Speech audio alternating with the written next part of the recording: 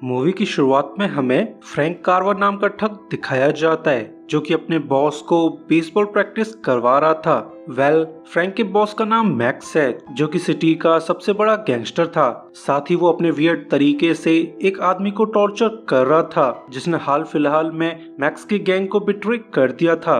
तो जब इस इंटेरोगेशन का कोई भी रिजल्ट नहीं निकलता है तब मैक्स की पूरी तरह से सनक जाती है जो अपने बेसबॉल के बैट से उस आदमी का खून कर देता है। जिसके बाद हमें 20 साल बाद का सीन दिखाया जाता है जहां पर अब फ्रैंक बूढ़ा हो चुका था। तो वो एक दिन चेकअप कराने चला जाता है जहां उसकी सिचुएशन काफी ज्यादा खराब हो चुकी थी क्योंकि फ्रैंक को एक लाइलाज बीमारी हो चुकी है जिसके तहत वो जल्द ही मारा जाएगा। तो डॉक्टर उसे एडवाइस करने लगती है कि बेहतर होगा तुम अच्छे से सोया करो क्योंकि तुम्हारे न सोने की वजह से ही तुम्हें ये लाइलाज बीमारी हुई है जिसके साइड इफेक्ट्स हेलुसिनेशन हो सकते हैं। तो हो सके तो रोजाना पूरी नींद लिया करो वरना तुम्हारी मौत हो जाएगी। जिस पर फ्रैंक जरा भी ध्यान नहीं देता है क्योंकि अब उसे जीने और मरने से ज्यादा फर्क नहीं पड़ता था। फ्रैंक पिछले 19 साल से जेल काट रहा था, वो भी उस क्राइम की जो फ्रैंक ने कभी किए नहीं थे। जल्द ही फ्रैंक की रिहाई का दिन आ जाता है जो फिर आजाद होकर घर जाने लगता है मगर उसे लेने के लिए कोई भी नहीं आता है जिस बात पर फ्रैंक काफी ज्यादा अपसेट था जो खराब मूड में घर की तरफ जाने लगता है जहां रास्ते में उसे अपना पास्ट याद आने लगता है कि कैसे उसके काफी सारे दोस्त हुआ करते थे मगर अब 19 साल में उसे हर कोई भूल चुका है। पर तभी फ्रैंक को एक आदमी नजर आ जाता है जो कि और कोई नहीं फ्रैंक का बेटा जोई था। तो अपने बेटे को सही सलामत देखकर फ्रैंक काफी ज्यादा खुश था मगर जोई को अपने फादर जरा भी पसंद नहीं आते हैं। तो ये दोनों बाय फुट ही घर की तरफ जाने लगते हैं क्योंकि जोई की फाइनेंशियल हालत काफी ज्यादा खराब थी जिसे खर्चा पानी चलाने के लिए अपनी कार तक को बेचना पड़ा था। अगले दिन ये लोग टैक्सी लेकर फ्रैंक के पुराने घर चले जाते हैं जिससे फ्रैंक की काफी यादें जुड़ी हुई थीं। तो जोई के मना करने के बावजूद फ्रैंक घर की तरफ चला जाता है जिसे अब किसी और ही फैमिली ने ऑक्यूपाई कर रखा था। तो फ्रैंक चुपके से घर के बैकयार्ड में चला जाता है जहां पर एक वुडन कैबिन मौजूद था। तो फ्रैंक की पुरानी यादें ताजा होने लगती हैं कि इस कैबिन में वो और जोई एंजॉय किया करते थे मगर अब सब कुछ खत्म हो चुका था। तो वो जंगल में जाके एक जगह पर खोदने लगता है जहां पर उसे बॉक्स मिल जाता है जिसमें काफी सारा पैसा छुपा हुआ था। साथ ही इस बॉक्स में एक बेसबॉल का बैट भी मौजूद था। तो ये सारा पैसा लेकर फ्रैंक यहाँ से निकल जाता है जिसके बाद ये लोग अच्छे से होटल चले जाते हैं ताकि ये लोग शानदार लाइफ को एंजॉय कर सकें। मगर फ्रैंक की खुशियों की धज्जियां उड़ जाती हैं जब जोई उसे क्लियर कर देता है कि मैं तुम्हारे डर्टी मनी को यूज करना नहीं चाहता हूँ। जिस पर फ्रैंक उसे समझाने की कोशिश करने लगता है कि हम इस पैसे से अच्छी लाइफ जी सकते हैं। वैसे भी मैंने कोई भी गलत काम नहीं किया था बल्कि मुझे तो गलत इल्जाम में फंसाकर जेल भेजा गया था। तो फ्रैंक के काफी समझाने पर जोई उसकी बात मान जाता है। तो ये दोनों होटल में चेकिंग कराकर अपने रूम चले जाते हैं जो कि काफी ज्यादा शानदार था। तो ये दोनों मौज मस्ती करने लगते हैं और इसी दौरान फ्रैंक को जोई का बचपन याद आ जाता है जिससे फ्रैंक का दिल गिल्ट से भर जाता है कि वो पिछले 19 साल से जेल काट रहा था जिस वजह से वो अपने बच्चे का ख्याल नहीं रख पाया था। साथ ही अब इन दोनों के बीच दुनिया बन चुकी है जिन्हें खत्म करने की फ्रैंक कोशिश करने लगता है। जिसके बाद फ्रैंक रिवेंज लेने का डिसाइड कर लेता है मगर उसे रिवेंज के लिए गन्स की जरूरत थी जिन्हें खरीदने के लिए वो अपने ओल्ड फ्रेंड स्लीपी के बेस चला जाता है जिसे अब कुछ जवान लड़कों ने अपना अड्डा बना लिया था। तो फ्रैंक ये जानकर काफी हैरान था कि स्लीपी तो 6 साल पहले ही मर चुका है। अब स्लीपी के बाद इस बेस को उसकी बेटी रन कर रही थी। तो फ्रैंक स्लीपी की बेटी से ही गन्स खरीद लेता है जिस पर लेडी उससे पूछताछ करने लगती है कि तुम इतनी सारी गन्स का आखिर क्या करने वाले हो। जिस पर फ्रैंक उसे कोई भी जवाब नहीं देता है मगर लेडी को अंदाजा हो जाता है कि ये ओल्ड मैन रिवेंज लेना चाहता है। जिस पर लेडी उसे एडवाइस करने लगती है कि अब तुम्हें रिवेंज के बारे में भूल जाना चाहिए मगर फ्रैंक उस लेडी की एडवाइस पर ध्यान नहीं देता है जो अपने दोस्त क्विंटन से मिलने चला जाता है। तो फ्रैंक ये देखकर काफी ज्यादा हैरान था कि क्विंटन ने क्राइम की लाइफ को छोड़कर एक बार खोल लिया था, तो अपने दोस्त को 19 साल बाद देखकर क्विंटन काफी ज्यादा खुश था। तो ये दोनों अपनी पुरानी यादों को ताजा करने लगते हैं। तो हमें इनकी बातों से समझ आ जाता है कि 19 साल पहले इनके बॉस मैक्स ने एक आदमी का खून कर दिया था, जिसके खून के इल्जाम में मैक्स को जेल होने वाली थी। मगर मैक्स ने फ्रैंक से किसी तरह की डील कर ली थी, जिसके तहत फ्रैंक को 6 साल की जेल होने वाली थी। मगर लास्ट मोमेंट पर फ्रैंक को बिट्रे कर दिया गया था, जैसे 6 साल के बजाय 19 साल की जेल काटनी पड़ी है। तो अब फ्रैंक इस गद्दारी का बदला लेना चाहता है। तो क्विंटन भी उसे एडवाइस करने लगता है कि उन बातों को 19 साल बीत चुके हैं, तो बेहतर होगा तुम रिवेंज के बारे में भूल जाओ, क्योंकि ज्यादातर तुम्हारे दुश्मन ऑलरेडी मर चुके हैं। जिस बात पर फ्रैंक ध्यान नहीं देता है, जो क्विंटन पर गन तान कर उसे इंटेरोगेट करने लगता है, जिस पर क्विंटन उसे क्लियर कर देता है कि मैक्स तो काफी साल पहले ही मर चुका है, जिसके मरने के बाद हम सभी लोग अपने अपने रास्ते चले गए थे। जिस बात को सुनकर फ्रैंक काफी ज्यादा अपसेट था। तो वो क्विंटन से जिमी और टैंक के बारे में पूछताछ करने लगता है, जो कि मैक्स के लेफ्टिनेंट हुआ करते थे। मगर क्विंटन इस बारे में कुछ भी बताना नहीं चाहता था, क्योंकि अब वो अपनी क्राइम की लाइफ को पीछे छोड़ चुका था। तो अब वो फ्रैंक और उसके रिवेंज में इन्वॉल्व होना नहीं चाहता है, जिस बात पर फ्रैंक की पूरी तरह से सनक जाती है, जो क्विंटन को मारने के लिए रेडी हो जाता है। मगर उसे अपनी और क्विंटन की दोस्ती याद आ जाती है, तो वो अपनी दोस्ती की खातिर क्विंटन की जान बख्श देता है। जिसके बाद फ्रैंक चुपचाप घर लौट आता है, क्योंकि वो अपने बेटे को परेशान करना नहीं चाहता था। मगर अब फ्रैंक की हालत खराब होने लगी थी, क्योंकि उसे कई दिनों से नींद नहीं आई थी। तो उसे डॉक्टर की बातें याद आने लगती हैं कि अगर उसने प्रॉपरली नींद पूरी नहीं की तो उसकी मौत हो सकती है। तो फ्रैंक अपनी स्लीपिंग पिल्स लेकर सोने की कोशिश करने लगता है, जिसका कोई भी फायदा नहीं होता है। तो वो अपने बेटे को लेकर शॉपिंग करने चला जाता है, जहाँ ये लोग धांसू सी ड्रेस खरीद लेते हैं। साथ ही फ्रैंक अपने बेटे को मस्त सी कार गिफ्ट कर देता है, जिसे देखकर जोई काफी ज्यादा खुश था। तो ये लोग अपनी नई कार में मौज मस्ती करने लगते हैं। जल्द ही इन्हें मस्ती करते हुए शाम हो जाती है। तो इनकी महंगी कार और ड्रेस को देखकर एक आदमी इम्प्रेस हो जाता है, जो इनसे एक डील के बारे में बातें करने लगता है।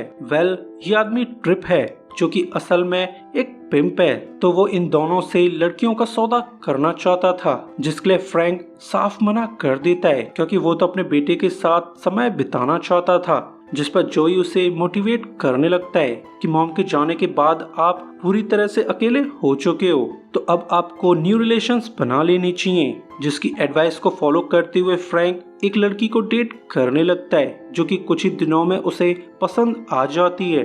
तो ये लोग अपनी कार में ही मौज मस्ती करने लगते हैं, जिस दौरान लेडी को पता चल जाता है कि फ्रैंक ने अपने पिछले 19 साल जेल में बिताए थे। तो लेडी को समझ आ जाता है कि प्रोबेबली फ्रैंक ने किसी का खून किया होगा।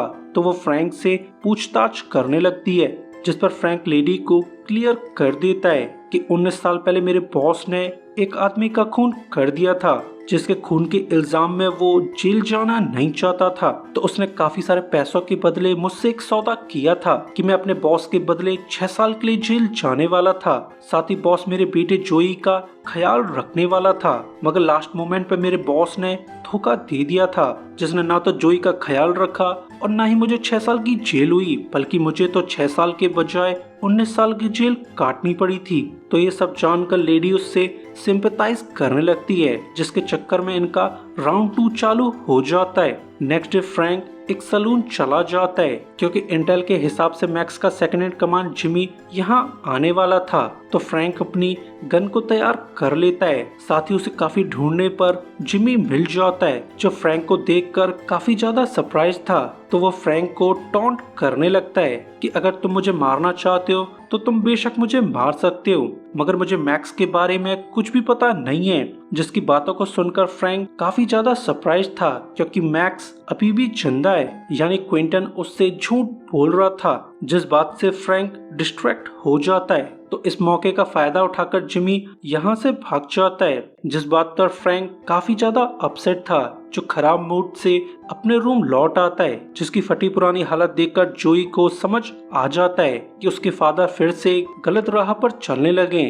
तो इन बाप बेटों के बीच झगड़ा हो जाता है, मगर फ्रैंक जोई की बातों पर जरा भी ध्यान नहीं देता है। तो गुस्से में जोई यहाँ से भाग जाता है, जिस बात पर फ्रैंक काफी ज्यादा अपसेट था, मगर वो कैसे भी करके रिवेंज लेना चाहता है। जिसके बाद हमें जिमी का दोस्त टैंक दिखाया जाता है, जिसने क्राइम की लाइफ को छोड़कर बुचर शॉप खोल ली थी, जिसका पता लगाते हुए फ्रैंक यहाँ आ जाता है, जो इस बात पर काफी ज्यादा गुस्सा था कि सभी क्रिमिनल्स मजे से पीसफुल लाइफ जी रहे थे, बस उसकी जिंदगी की ही वाट लगा दी गई थी। तो वह अब मैक्स के गैंग को खत्म करना चाहता है, जिसके लिए वो टैंक से पूछताछ करने लगता है, जहां टैंक फ्रैंक के लिए काफी ज्यादा गिल्टी था। तो वो एक ही बार में फ्रैंक को सारी जानकारी दे देता है, जिससे फ्रैंक को मैक्स की लोकेशन का क्लू मिल जाता है। तो जानकारी मिलते ही फ्रैंक टैंक का खून कर देता है, मगर इस खून को करके वो जरा भी खुश नहीं था। तो वो खराब मूड से ही अपने रूम लौट आता है,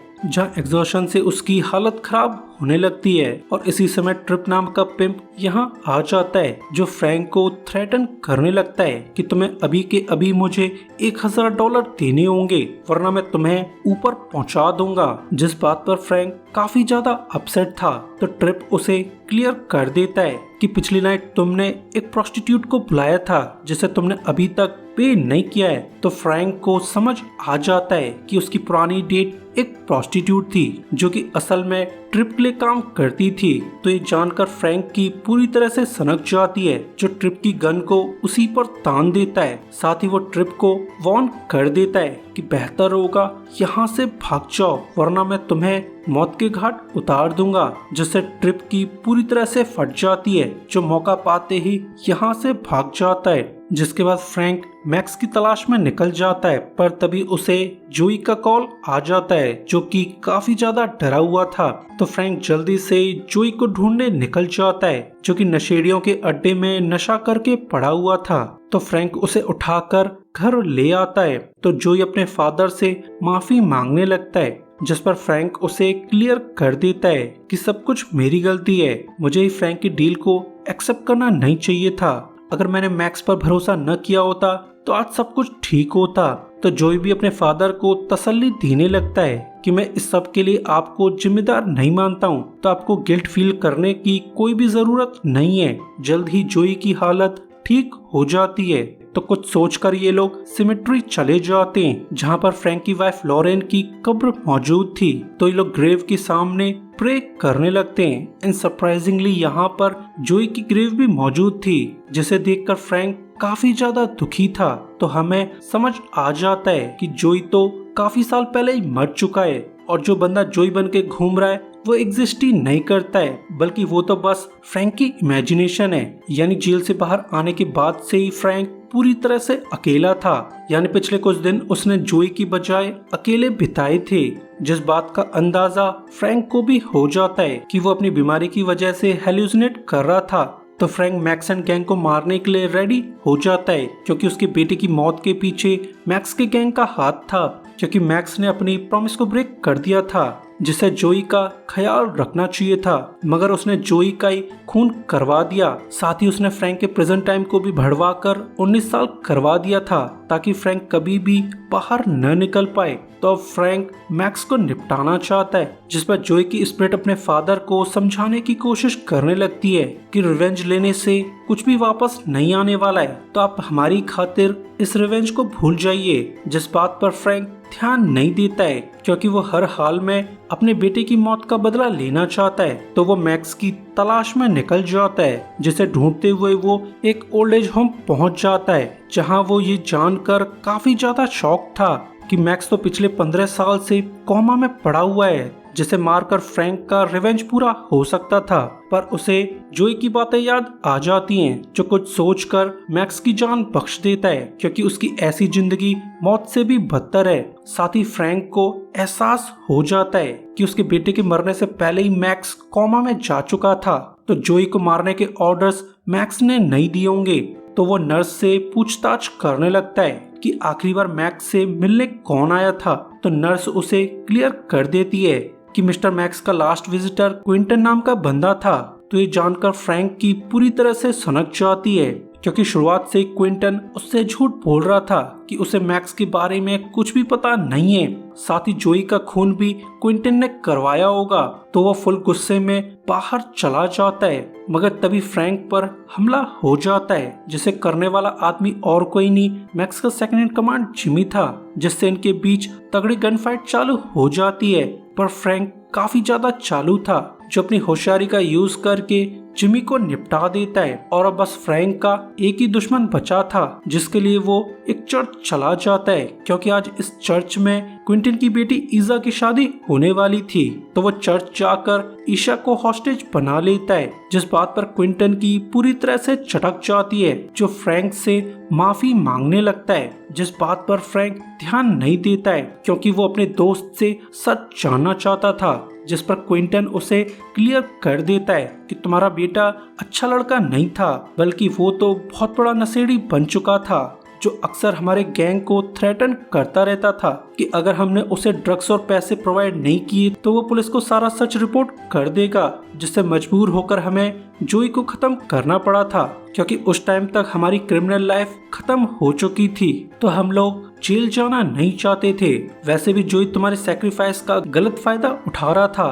तो ये सब जानकर फ्रैंक काफी ज्यादा अपसेट था, जो कुछ सोचकर क्विंटन की जान बख्श देता है। साथ ही वो अपनी गन गिराकर बाहर जाने लगता है, मगर क्विंटन की बेटी कुछ ज्यादा ही चंट थी, जो बिना हेजिटेट किए फ्रैंक की गन से उसी को ठोक देती है, जिस बात पर फ्रैंक काफी ज्यादा सरप्राइज था। तो वो लड़खड़ाते हुए चर्च के बाहर जाने लगता है, जहां पर अब तक पुलिस आ चुकी थी, जो फ्रैंक को देखते ही उसे गोलियों से भून देती है। वेल ऑब्वियसली फ्रैंक ने किसी भी तरह का क्राइम नहीं किया था, मगर फिर भी उसकी जिंदगी की वाट लगा दी गई। सो गाइस, अपने फ्रेंड सर्कल को सोच समझकर बनाइएगा, क्योंकि दोस्त आपकी जिंदगी बना भी सकते हैं और बर्बाद भी कर सकते हैं। लास्ट सीन में हमें जोई की स्पिरिट नजर आ जाती है, जो फ्रैंक को आफ्टर लाइफ में ले जाने के लिए यहाँ आ चुका था।